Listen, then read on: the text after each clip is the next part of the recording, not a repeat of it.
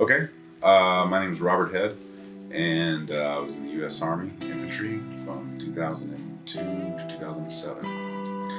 From that time frame, I did 2.5 tours in Iraq with the 1st Armored Division and the 4th Infantry Division.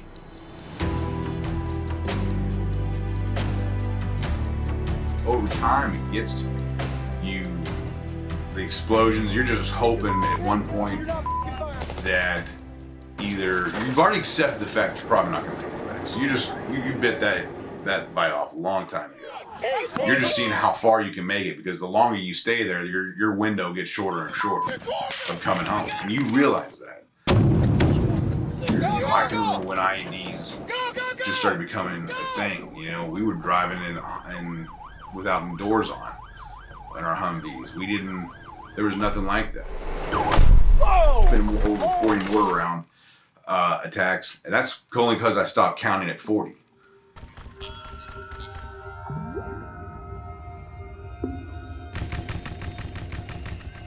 War isn't just a firefighter.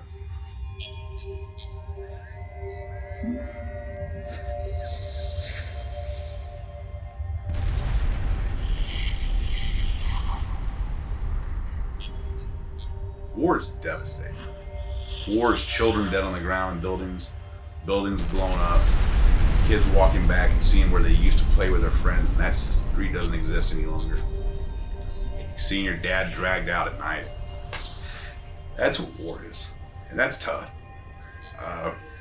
You see that, and you come back, you can't just switch that up. Well, I was kind of spiraling out of control with the drinking, and I noticed this.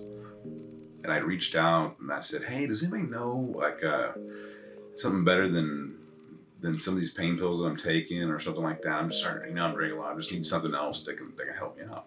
And so a couple people mentioned cannabis. The first time I took it, I had my Bible study over, and we were in the living room.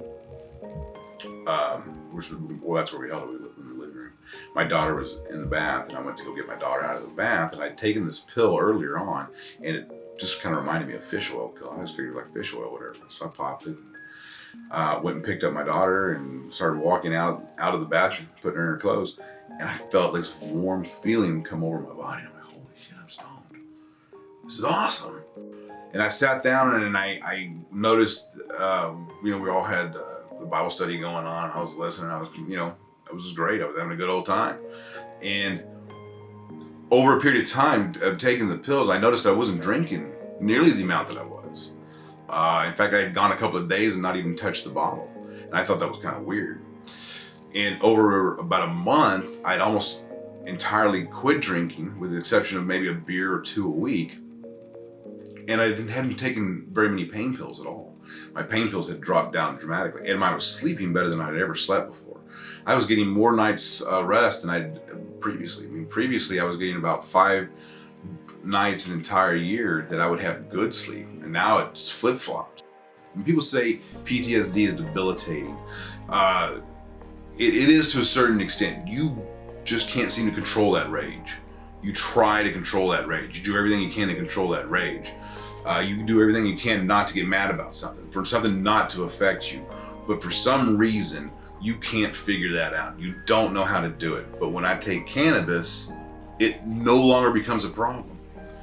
And I'm able to focus on things that do matter, things that are more important to what my kids need and what I need. Taking the medication out of my body, the pills out of the body, and the alcohol out of the body really relieved a lot of stress in my life. And it gave me freedom that I'd never really experienced or in a long, long time. I was healthier than I'd ever been, and I was feeling better. My life was great, but I was a criminal now because I was choosing the cannabis over the pills that they wanted me to take. Big bill overhauling marijuana possession laws here in Texas has now gotten an overhaul of its own. There is no deal on a pot bill to lessen penalties for those found with small amounts of the drug. Lieutenant Governor Dan Patrick killed the House measure today. Texas has some of the strictest laws when it comes to pot. Let's start with taking a look at the state laws around the country regarding marijuana. Take a look at this map right here. You can see the states highlighted in dark green. We got Colorado, California, for example.